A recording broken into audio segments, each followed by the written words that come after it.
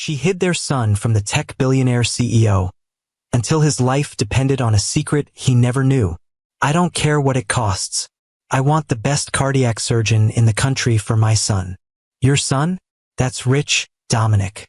16 years of silence, and now suddenly he's your son. I have the resources to save his life, Vivian. You don't. So yes, he's my son. And after Friday's board meeting, the whole world will know it. You can't just walk into our lives and claim him like some corporate acquisition. Watch me. Have you ever kept a secret so big that revealing it could destroy everything you've built? Imagine spending 16 years running from one of the most powerful men in the world, only to discover your child's life now depends on the very person you've been hiding from. If you've ever had to make an impossible choice to protect someone you love, hit that like button right now. The manila envelope arrived on Vivian Reed's doorstep on a Tuesday morning, unmarked except for her address typed in a clean, impersonal font. She might have mistaken it for junk mail if not for its weight, substantial, like it carried something more consequential than credit card offers. Her fingers trembled as she tore it open, a sense of dread already building in her chest. Inside was a single sheet of heavy stationery, bearing the Blackwood Industries letterhead, and just 3 lines of text. DNA results confirmed. Board meeting scheduled for Friday. This changes everything. The letter wasn't signed, but it didn't need to be. Only one person would send such a cryptic message. Dominic Blackwood, tech visionary, ruthless business titan, and the man she'd spent 16 years hiding from, the father of her son. Vivian sank onto her worn sofa, the letter falling to her lap as the room seemed to spin around her. After all this time, all the careful precautions, the false names, the midnight relocations, he'd found them. Found Lucas. Mom! Her son's voice called from the hallway. Have you seen my biology textbook? I need it for the test today. Vivian quickly folded the letter and slipped it into her pocket just as Lucas appeared in the doorway. At 16, he was already tall, with intelligent eyes that reminded her painfully of his father. He wore his school uniform. The scholarship to Westridge Academy had been a blessing they couldn't afford to refuse, even knowing it placed them dangerously close to Dominic's sphere of influence. It's on the kitchen counter, she managed, forcing her voice to remain steady. Did you eat breakfast? Grabbed a protein bar. He studied her face with that perceptive gaze that missed nothing. You okay? You look pale. Just tired. Big deadline at work. The lie came easily after years of practice. Lucas hesitated, clearly unconvinced, but the clock on the wall showed 7:45. I've got to run. Chess club meets before school. He grabbed his backpack, then paused. Don't forget, parent-teacher conferences tonight. Ms. Harlow specifically asked if you could make it. I'll be there, Vivian promised, forcing a smile until the front door closed behind him. The moment he was gone, she unfolded the letter again, her mind racing. DNA results.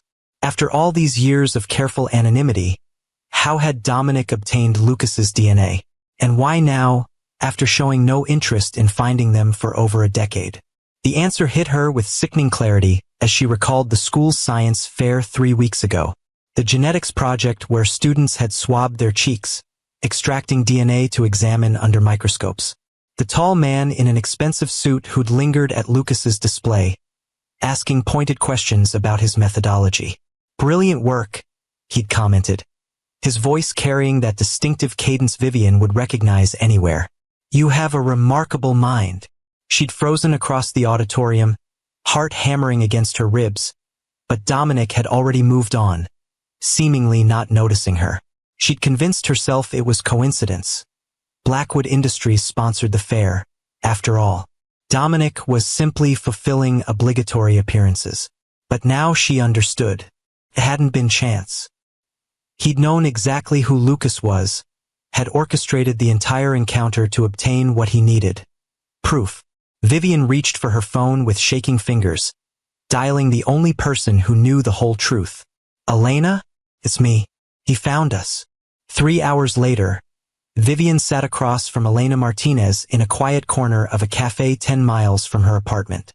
Elena, once Dominic's executive assistant, now a corporate attorney with her own practice, had been Vivian's sole ally when she'd fled Dominic's world 16 years ago, pregnant and terrified. A board meeting, Elena repeated, tapping manicured nails against her coffee cup. That's significant. Dominic wouldn't involve the board unless this was about succession. Succession. Vivian's stomach clenched. Lucas is 16. He's not taking over anything. You've been out of that world a long time, Elena said gently. Dominic is 62 now. He's had 2 heart attacks in the past year. Kept quiet from the public. But the board knows. They've been pressuring him about leadership transition plans. And suddenly he remembers he has a son? Bitterness edged Vivian's voice. After telling me to take care of it, when I told him I was pregnant? Elena's expression softened. I'm not defending him, but Dominic's changed since you knew him. The health scares, perhaps. He's been searching for meaning beyond the company. So he thinks he can just claim Lucas now? After 16 years of nothing. Vivian's hands clenched around her cup. Lucas doesn't even know Dominic exists. I told him his father died before he was born. Which brings us to the immediate problem, Elena said. Friday's board meeting. If Dominic announces Lucas as his heir, everything changes.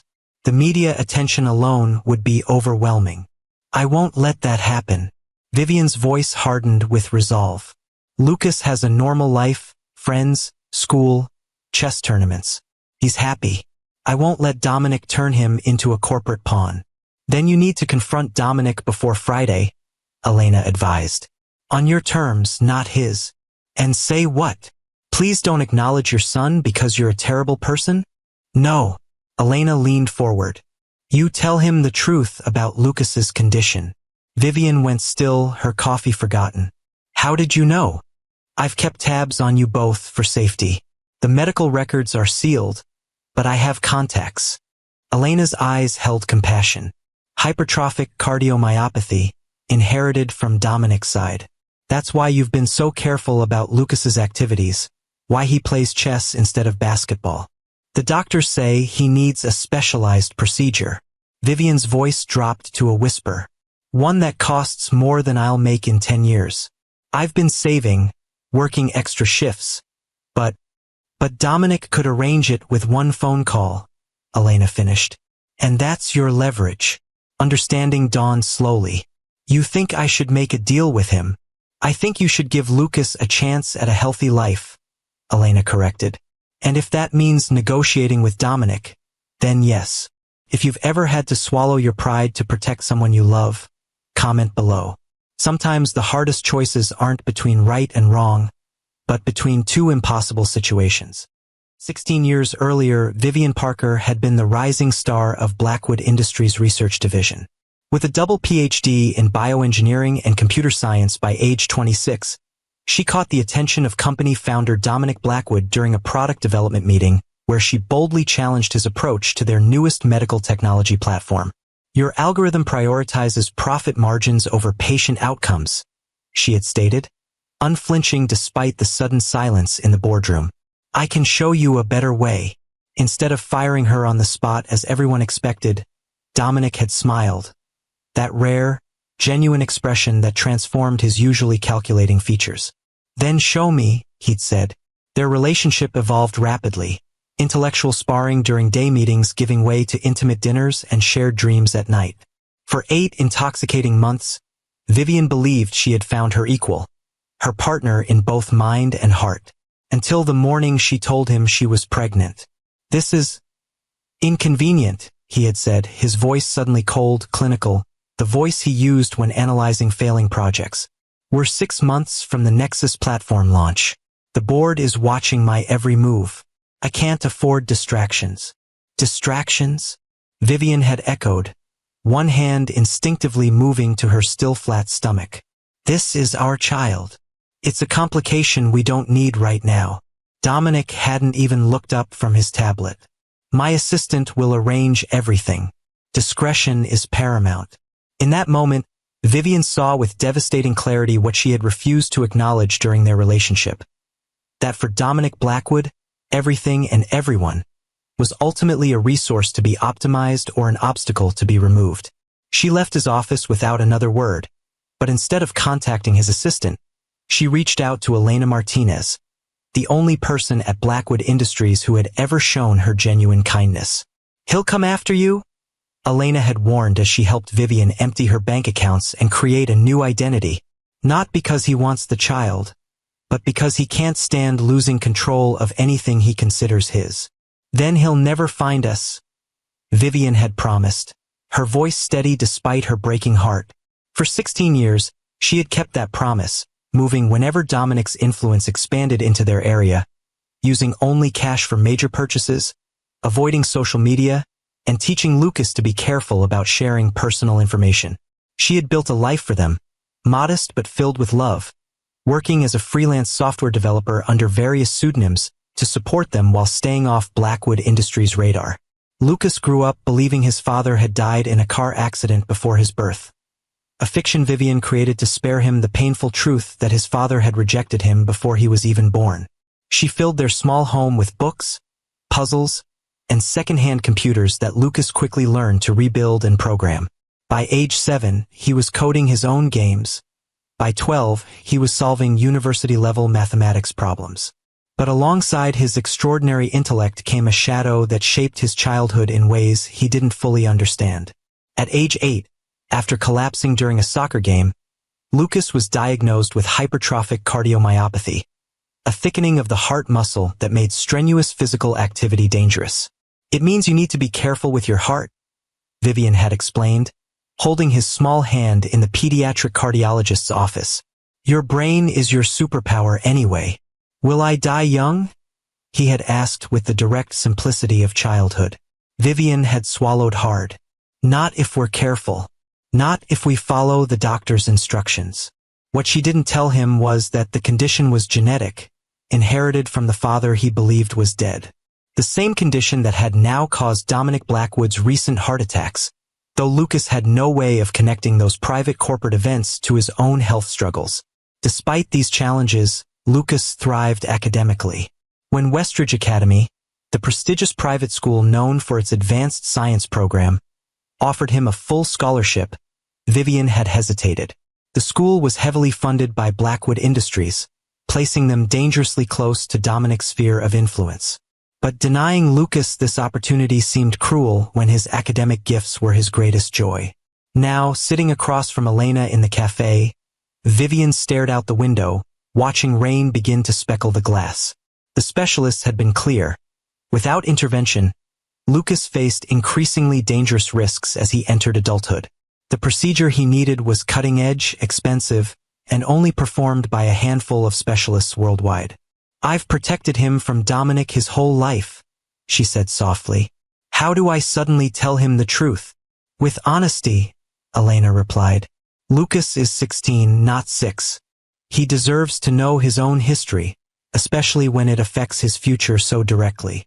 That evening, after a parent-teacher conference where Ms. Harlow praised Lucas's brilliant mind and leadership potential, Vivian sat at their kitchen table waiting for her son to return from study group. The confrontation with Dominic was scheduled for tomorrow morning at Elena's office, neutral ground, but first, she had to tell Lucas the truth. The front door opened at precisely 9:30. Lucas was nothing if not punctual, another trait inherited from his father. "Mom, you're still up." He set his backpack down, eyeing the 2 mugs of hot chocolate on the table. "What's going on?"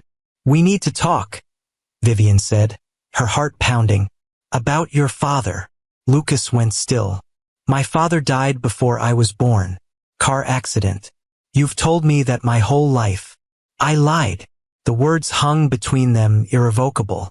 "Your father is alive. His name is Dominic Blackwood." Lucas stared at her, disbelief washing over his features. "Blackwood? As in Blackwood Industries? The company that sponsors half the programs at school?" Vivian nodded, watching emotions flicker across her son's face. Confusion, anger, betrayal. "Why?" The single word contained 16 years of questions. "Because I was afraid," Vivian admitted. "When I told him I was pregnant, he wanted nothing to do with us. He was building his empire, and a child, a family, didn't fit his plans. She reached across the table, but Lucas pulled back. I was trying to protect you. From what? From knowing who I am. His voice cracked. Do you have any idea what it's been like? Making up stories about a dead father? Having nothing. Not even a photograph. I'm sorry, Vivian whispered, but there's more you need to know. Your father has found us. And there's something else. Something about your health. Lucas went very still. My heart condition. It's from him, isn't it? Vivian nodded. He's had 2 heart attacks recently. The same condition, but more advanced. Understanding dawned in Lucas's eyes. That's why you're telling me now. Because I need the surgery, and we can't afford it. Yes, Vivian admitted. But also because you deserve the truth. All of it. Before decisions are made that affect your life. Lucas stood abruptly, pacing the small kitchen. So what happens now? Tomorrow, I meet with your father. He wants to acknowledge you publicly, make you his heir. I want to ensure that happens on terms that protect you, including getting you the medical care you need. Lucas stopped pacing, his expression unreadable. I want to come with you. Lucas, I don't think. It's my life, he interrupted. My future. My heart. His gaze met hers, resolute beyond his years. If he's going to make decisions about me, I should at least know what he looks like. Vivian recognized the determination in his stance, the same stubborn will that had helped her survive 16 years of struggle and sacrifice. Okay, she agreed finally. We'll face him together. If you believe children deserve the truth about their own lives, no matter how complicated, hit that like button. And if you're wondering what happens when a 16-year-old boy meets the billionaire father who once rejected him, subscribe to Timeless Love Tales with Mr. Harrison. The next morning dawned gray and drizzling, matching Vivian's mood as she and Lucas made their way to Elena's downtown office. Lucas had barely spoken since their conversation the night before, processing the revelation that had upended his understanding of his own life. He wore his school uniform despite Vivian telling him he could stay home today. Another inherited trait from Dominic, the instinct to face difficult situations with formal armor. Elena met them in the lobby, her professional demeanor softening as she greeted Lucas for the first time in years. You've grown so much, she said, squeezing his shoulder. Last time I saw you, you were learning to walk. You knew too, Lucas asked, his voice carefully neutral. About my father? I helped your mother when she needed to leave, Elena explained gently. And I've kept an eye on you both from a distance. Does everyone have secrets about me except me? The bitterness in his tone made Vivian flinch. He's already here, Elena said quietly to Vivian. Conference room on the 10th floor. Are you sure about this? Vivian glanced at Lucas, who stood straight-backed and resolute. We're sure. The elevator ride was silent, tension building with each ascending floor. When the doors opened, Elena led them down a hallway to a set of double doors. Ready? She asked.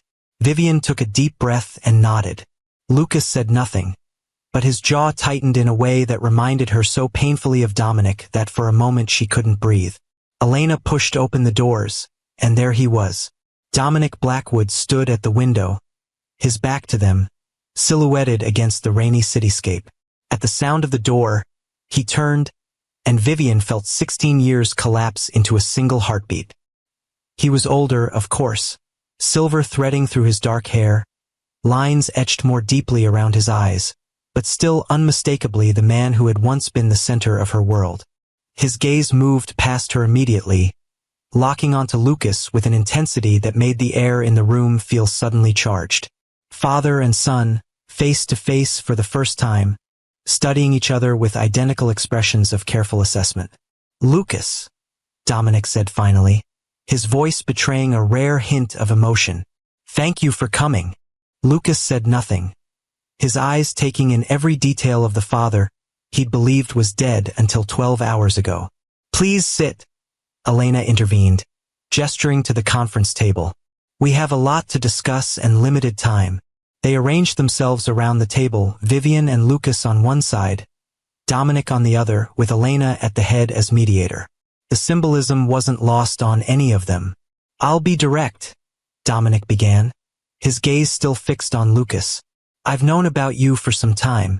Finding you was complicated, given your mother's precautions, but not impossible. Why now? Lucas asked, speaking for the first time. Why after 16 years? Dominic's expression shifted subtly. Several reasons. My health situation has forced certain considerations about the future of Blackwood Industries. The board is pressing for succession plans. So I'm a corporate solution, Lucas said flatly. Convenient. A flash of something respect perhaps crossed Dominic's features. You're my son, my only child. That makes you my heir regardless of timing. I was your son 16 years ago too, Lucas countered. When you told my mother to take care of the problem. Dominic's gaze flicked to Vivian, then back to Lucas. I made mistakes, significant ones. I was focused on building something that would last generations, not realizing that generations begin with family. How poetic, Vivian interjected, unable to contain herself. Did your PR team write that for you? Vivian, Elena cautioned softly. No, she's right to be skeptical, Dominic acknowledged. My actions 16 years ago were indefensible. I can't change them, but I can try to make amends now. By announcing to your board that you've discovered a convenient heir? Vivian challenged. By dragging Lucas into the spotlight without any preparation? By disrupting the life we've built without you? By offering Lucas opportunities I'm uniquely positioned to provide, Dominic countered, including the cardiac procedure he needs. The room went silent. Lucas looked between his parents, understanding dawning in his eyes. You told him about my heart? He asked Vivian, betrayal coloring his voice. No, Dominic answered before Vivian could speak. I accessed your medical records. You what? Vivian stood, fury radiating from her. That's illegal. Those records are sealed. I have resources, Dominic said simply. When I confirmed Lucas was my son, I wanted to know everything about him. His health was priority one. You had no right, Vivian hissed. Perhaps not, Dominic conceded. But it led me to discover that Lucas has the same condition that's caused my recent cardiac events, and that he needs a procedure I can arrange immediately with the top specialist in the field. I don't want your help, Lucas said suddenly, his voice steady despite the emotion in his eyes. I don't want anything from you. Lucas? Vivian began, torn between pride in his independence and fear for his health. You don't have to want it, Dominic replied calmly. But consider this, the procedure you need has an 87% success rate when performed by Dr. Nishimura in Tokyo. The standard procedure covered by insurance has a 62% success rate and higher risk of complications. This isn't about me or what I want. It's about giving you the best chance at a long, healthy life. Lucas fell silent, the rational part of his mind, the part that had always excelled at chess, at seeing moves ahead, clearly processing this information against his emotional reaction. What's the catch? He finally asked. What do you want in exchange? Lucas, Vivian protested. It's a fair question, Dominic said. I want to acknowledge you publicly as my son. I want you to take your rightful place in the company's succession plan, not immediately but eventually after college and proper training. And I want the opportunity to know you. And if I refuse? Lucas challenged. The medical treatment is unconditional, Dominic stated firmly. Whatever else happens between us, I won't withhold that. But I hope you'll consider the rest. Elena, who had been quietly observing, finally spoke. Perhaps we should discuss specific terms. Vivian, what are your concerns about Lucas being publicly acknowledged? Media intrusion, loss of privacy, academic pressure, social isolation. Vivian listed them rapidly. Being defined by his relationship to you rather than his own accomplishments. Being thrust into a corporate world he knows nothing about. All valid concerns, Dominic acknowledged. I propose a controlled announcement. No press conferences, no interviews. A simple statement confirming Lucas as my son, with the understanding that his privacy will be respected while he completes his education. And the succession plan? Vivian pressed. can remain private for now. The board needs reassurance about the future, not an immediate heir apparent. Lucas would have no obligations to the company until after college, if he chooses that path at all. Lucas, who had been listening intently, suddenly spoke. I want something else. Both parents turned to him in surprise. Name it, Dominic said without hesitation. The truth. From both of you. Lucas looked between them. No more secrets. No more decisions made about my life without my input. And I want access to the research division at Blackwood Industries. I have ideas about cardiac monitoring technology that could help people with our condition. A smile, genuine, unguarded, transformed Dominic's face. You've already been thinking about applications? Since I was 12, Lucas admitted. But I didn't have the resources to develop them. Now you do, Dominic said simply. Vivian watched this exchange with a complex mixture of emotions. Pride in her son's brilliance, fear of losing him to Dominic's world, and a grudging recognition that perhaps Lucas needed both of them, in different ways. I have conditions too, she said firmly. Lucas continues living with me. His education remains our priority. Any public appearances are approved by both of us. And you don't get to make up for 16 years of absence by showering him with expensive gifts or opportunities that undermine the values I've raised him with. Agreed, Dominic said without hesitation. With one amendment, I want regular visitation. Weekly dinners at minimum. Twice monthly, Vivian countered. To start. Acceptable. Don't I get a say in this? Lucas interjected, looking between his parents with a mixture of irritation and bewilderment. Of course you do, Vivian said immediately. Absolutely, Dominic echoed. For the first time since entering the room, Lucas smiled slightly. You two finally agree on something. The tension in the room eased fractionally. Elena, sensing the shift, began outlining the formal agreement they would draft, covering everything from medical arrangements to public statements to visitation schedules. As she spoke, Vivian found herself studying Dominic and Lucas together, the similarities in their features, their mannerisms, the way they both listened with the same focused intensity. For 16 years, she had feared this moment, imagined it as the end of everything she had built. Now, watching her son engage with his father about cardiac research possibilities, she wondered if perhaps it could be a beginning instead. The procedure should be scheduled as soon as possible, Dominic was saying, his phone already in hand. Dr. Nishimura can clear his schedule next week if we fly to Tokyo immediately. Next week, Vivian interjected. Lucas has exams. He can't just drop everything because you've decided to swoop in and take control. His health takes priority over exams, Dominic countered. Stop it. Both of you. Lucas's voice cut through their argument. I'm sitting right here. This is my heart, my life, and my decision. Both parents fell silent, chastened. I want the procedure, Lucas continued, his voice steady. But I also want to finish my semester. Dr. Reeves said I'm stable enough for now as long as I stay on my medication and avoid strenuous activity. Dr. Nishimura is only in Tokyo for another 3 weeks before he begins a sabbatical, Dominic said, his tone softening. The timing is challenging. Lucas considered this, his analytical mind visibly working through the problem. What if I take my exams early?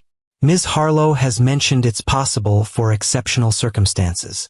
I can arrange that, Dominic said immediately. Without using your influence to pressure the school, Vivian added firmly.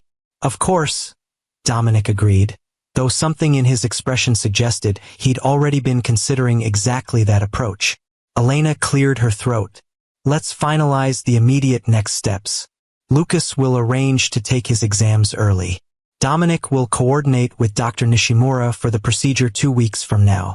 Vivian will handle the school notifications and necessary paperwork. She looked between them. Does that work for everyone? They all nodded, this small consensus feeling like a significant victory. And the board meeting? Vivian asked, returning to the catalyst that had started all of this. It's still scheduled for Friday. It is, Dominic confirmed. But the announcement will be modified based on our agreement today. A simple acknowledgement of Lucas as my son, with emphasis on his privacy during this medical treatment and continuing education. I want to see the statement before it's delivered, Vivian insisted. You will, Dominic promised. Both of you will. As the meeting concluded, Elena pulled Vivian aside while Lucas and Dominic continued their discussion about cardiac monitoring technology. Are you okay? Elena asked quietly. Vivian watched her son, animated now, sketching something on a notepad while Dominic looked on with unmistakable pride. I don't know, she admitted. For 16 years, I've defined myself by keeping Lucas safe from Dominic. Now I don't know what my role is. You're still his mother, Elena said gently. That hasn't changed. And from what I just witnessed, he needs you more than ever to help him navigate this new relationship. Vivian nodded, though the knot of anxiety in her chest remained. I just hope I haven't made a terrible mistake. You've given your son the truth and access to medical care that could save his life, Elena reminded her. Whatever happens next, those were the right choices. If you've ever had to let go of control to give someone you love what they truly need, leave a comment below. Sometimes the greatest act of love is stepping back and allowing new possibilities to unfold. The next 2 weeks passed in a whirlwind of activity. Lucas threw himself into exam preparations with characteristic intensity, determined to complete his semester requirements before the surgery. Vivian took leave from her freelance projects to help him study and coordinate with the school. And Dominic, true to his word, arranged everything for the procedure while respecting the boundaries they had established. The board meeting came and went with the carefully worded announcement they had all approved. The media response was immediate but controlled. Blackwood Industries' PR team implementing the strategy Dominic had outlined, emphasizing Lucas's right to privacy during his medical treatment and education. Still, their small apartment building was suddenly home to lurking photographers, and Lucas's school had to implement additional security measures. The reality of being Dominic Blackwood's son was settling in, bringing both complications and unexpected benefits. Your chess club made the national news, Vivian remarked one evening, showing Lucas a headline, Blackwood Air leads underdog chess team to regional championship. Lucas grimaced. Great. Now if we win, everyone will say it's because of who my father is, not because we worked harder than any other team. Then prove them wrong, Vivian suggested. The way you always have. The night before their departure for Tokyo, Dominic came to their apartment for dinner, his first visit to the modest space they called home. Vivian had spent hours cleaning, then felt ridiculous for caring what he thought of their living conditions. You've created a wonderful home, Dominic said as Lucas showed him the small area that functioned as his bedroom, study, and tech workshop.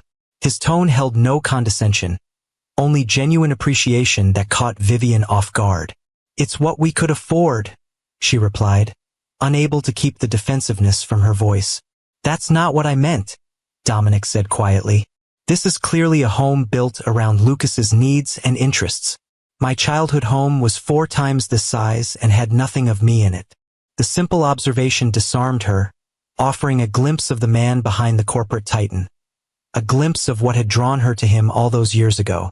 Later, after Lucas had gone to bed, Dominic lingered in the living room, examining the collection of photographs documenting Lucas's childhood that lined the walls.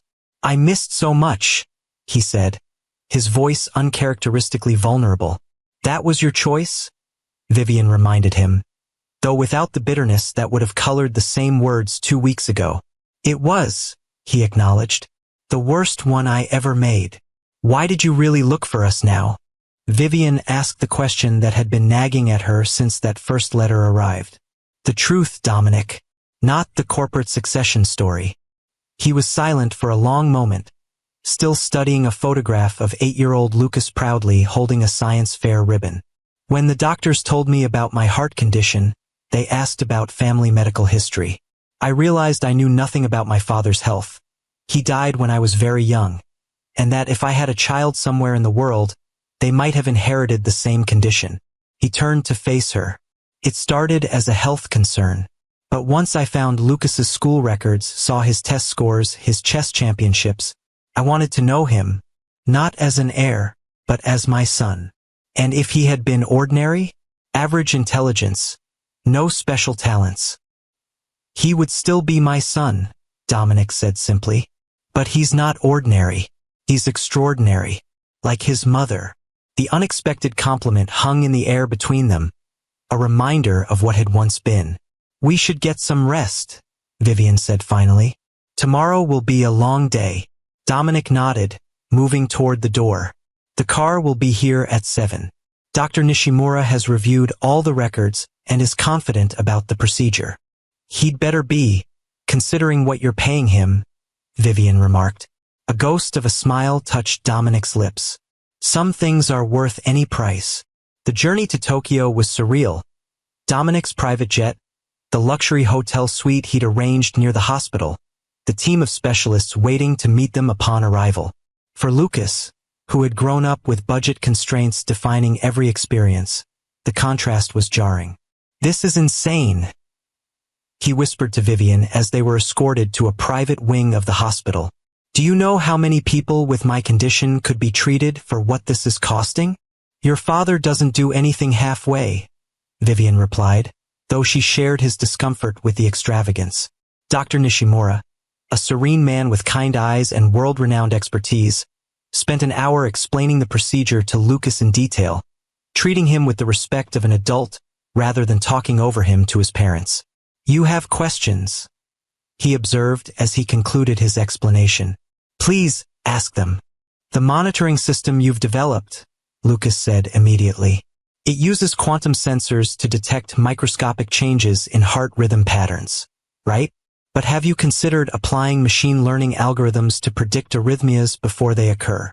Dr. Nishimura's eyebrows rose in surprise, then appreciation. We are exploring that very approach in our research division. Perhaps you would like to see our laboratory while you are here. Absolutely, Lucas said, his eyes lighting up. Dominic, who had been quietly observing, exchanged a glance with Vivian, shared pride in their son's brilliance momentarily bridging the gulf between them. The night before the surgery, Lucas grew uncharacteristically quiet. Vivian found him on the hotel suite's balcony, staring out at the Tokyo skyline. Nervous? She asked, joining him at the railing. A little, he admitted. Not about the surgery itself. About everything after. What do you mean? Lucas turned to her, his expression troubled. 2 weeks ago I was just Lucas Reed, the chess club captain with a heart condition. Now I'm Lucas Blackwood, heir to a tech empire, getting a cutting-edge procedure most people with my condition could never access. He shook his head. It feels wrong somehow, like I don't deserve this just because of DNA. Oh, Lucas. Vivian wrapped an arm around his shoulders. You deserve every opportunity, every advantage. Not because of who your father is, but because of who you are, your kindness, your brilliance, your integrity. But what about everyone else with this condition? What makes me special? Nothing and everything, came Dominic's voice from the doorway. He stepped onto the balcony, joining them at the railing. You're right to question the fairness of it. Most people with hypertrophic cardiomyopathy will never have access to Dr. Nishimura's procedure. Then how can I accept it? Lucas challenged. By using your privilege to change that reality, Dominic replied. The monitoring system you were discussing with Dr. Nishimura? If developed properly, it could revolutionize treatment for this condition globally. Your ideas, combined with Blackwood Industries' resources, could help thousands of people who will never set foot in this hospital. Lucas considered this, the weight of possibility settling on his young shoulders. You'd really let me direct research like that? I'd support you in it, Dominic corrected. Because it matters to you, and because it's the right thing to do. Vivian watched this exchange with a mixture of emotions. Pride in Lucas's compassion, wariness of Dominic's influence, and a growing recognition that perhaps her son needed both of their strengths to become the person he was meant to be. One step at a time, she reminded them both. First, the surgery, then recovery, then we can talk about changing the world. Lucas nodded, some of the tension leaving his shoulders. I just want to be worthy of this chance. You already are, Vivian assured him. Your mother's right, Dominic added quietly. And I'm sorry it took me 16 years to recognize that. The three of them stood together on the balcony, the Tokyo lights glittering below them like stars. A family formed by secrets and lies, now tentatively rebuilding on a foundation of difficult truths. If you believe that sometimes the most unexpected circumstances can lead to healing and new beginnings, subscribe to Timeless Love Tales with Mr. Harrison. In our next video, you'll discover what happened after Lucas's surgery, and how one teenager's vision transformed not just his own future, but the lives of thousands of others with his condition.